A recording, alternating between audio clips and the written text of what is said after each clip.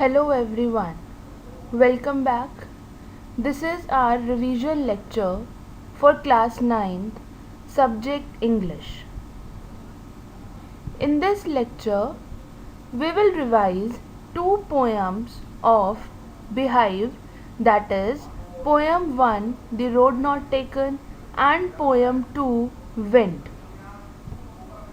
First, we will have a look on poem number 1, that is The Road Not Taken, written by Robert Frost.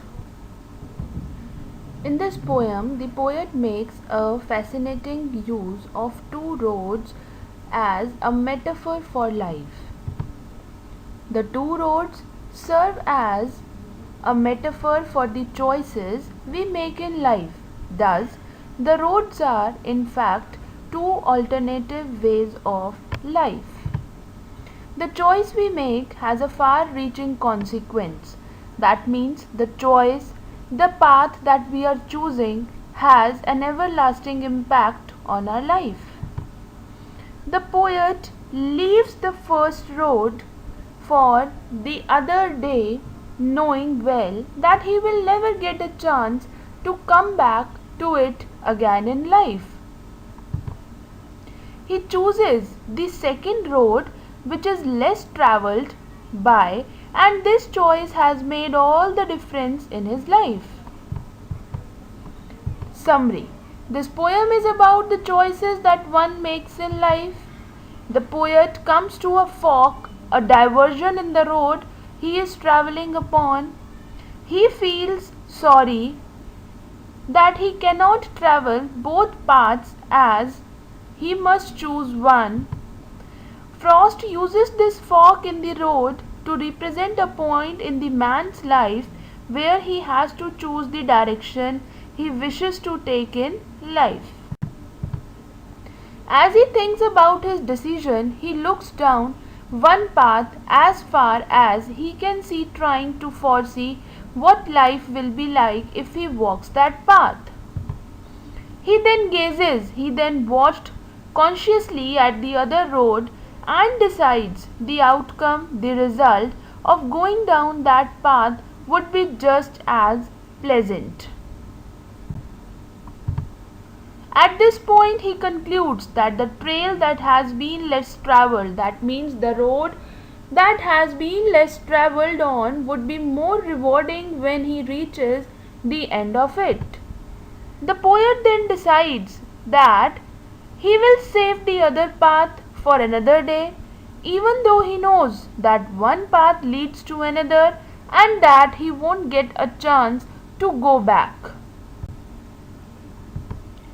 He then says that he will be telling this story with a sigh someday in the future, suggesting that he will wonder what life would have been like if he had chosen the more walked path, even though the path he chose has made all the difference, in his life, as the decision that we take in our life has an everlasting impact, and that decision only decides the outcome that will be with us in our upcoming future.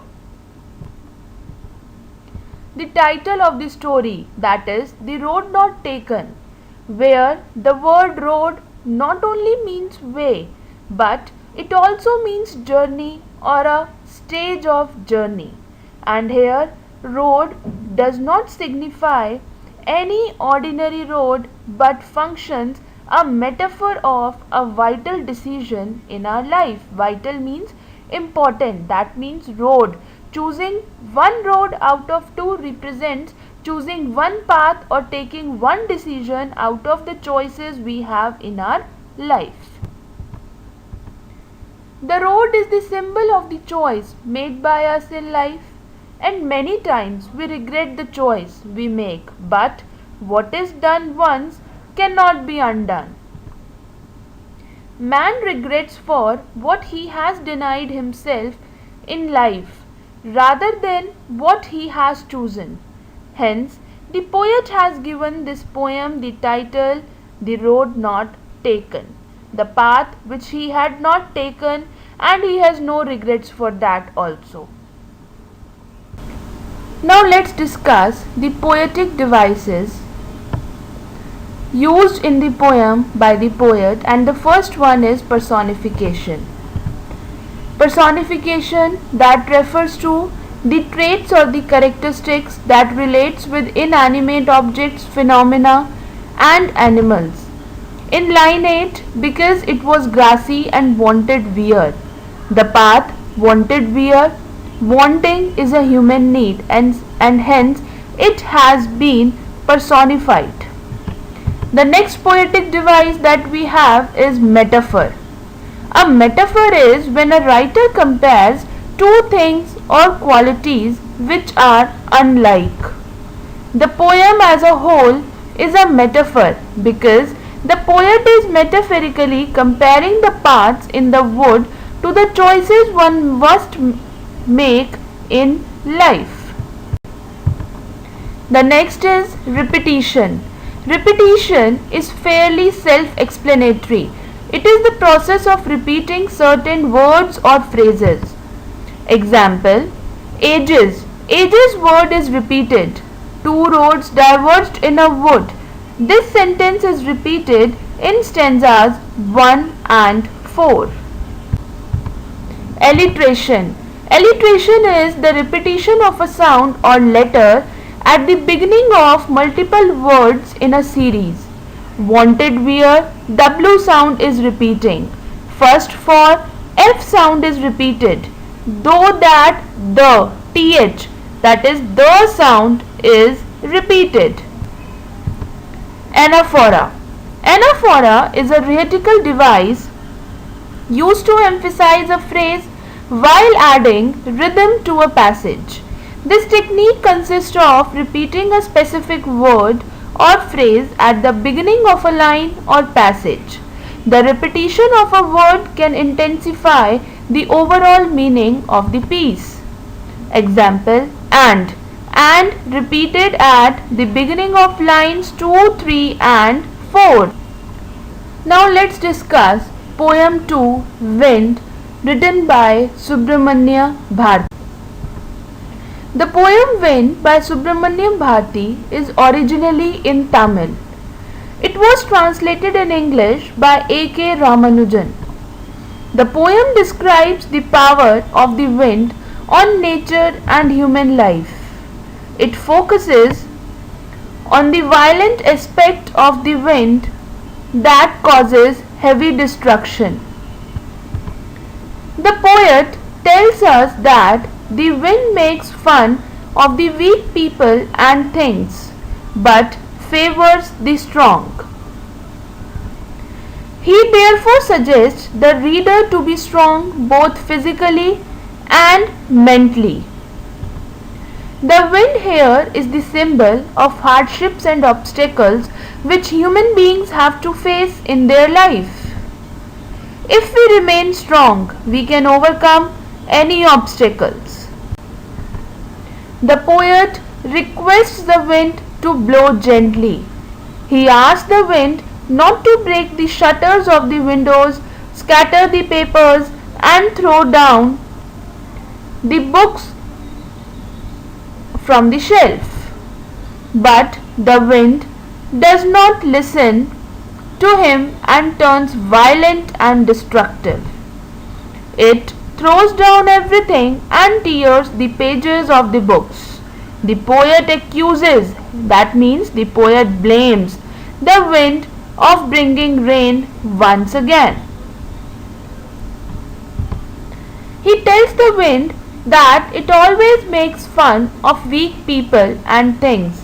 And here the wind symbolizes what? The obstacles, the problems, the hard situations in our life that always crumbles, that always shatters the weak people only.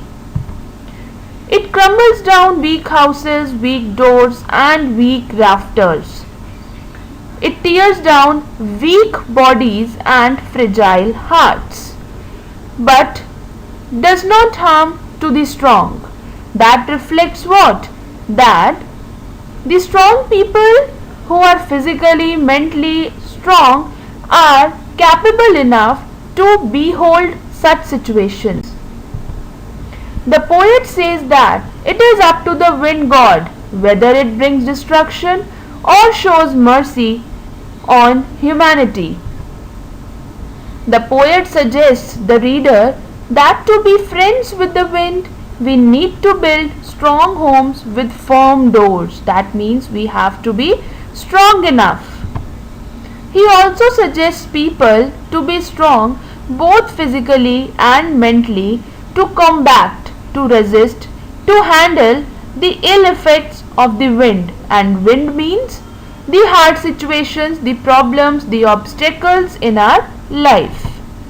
The last 4 lines of the poem tells us about the nature of the wind.